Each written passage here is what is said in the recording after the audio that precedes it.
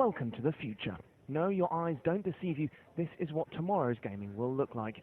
The next generation of virtual reality headsets from Oculus Rift being demoed at E3 in LA, and the punters are on board. It was amazing. It was a little bit complicated at first because you don't use your hands, you just use your eyes. It feels very immersive in terms of the visual effects. Sony and Microsoft were also showing off their new virtual reality accessories. Previous generations of so-called VR equipment have been clunky, and promises of future progress seemed a long way off. But CNET senior editor Dan Ackerman thinks the future might finally be here.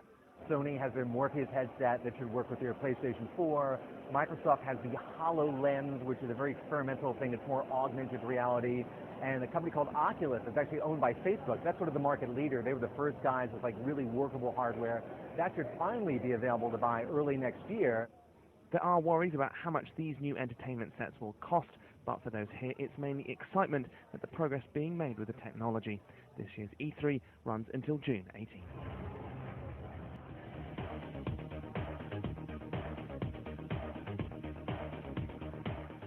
How big is the M&A boom? It's so big that it's got antitrust trust busters going crazy all over the place. We've got a big deal that was blocked, or looks to have been blocked by the Federal Trade Commission last night. Ren, you're on it. This is Cisco, food service company with right. U.S. Foods. The number one and number two companies in that business. And this deal, I mean, it's a preliminary injunction, so it's blocked temporarily, but, you know, that means that there could be a long trial, and it's like, no, who's going to do that? Right. But this deal had, was an uphill battle from the get-go. I mean, Cisco and U.S. Foods said, yeah, look, we're 1 and 2, but this is a very local business, this food supply business. Local restaurants use local suppliers.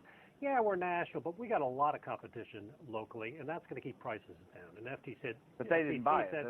No. You now have chains. You got your, Red Lobster. You got Olive Garden, Applebee's, and they want consistent food. Yeah. They want a consistent. They're not going to local suppliers. They want a national. They want a one-stop shopping. They need a national supplier, and you two guys are it.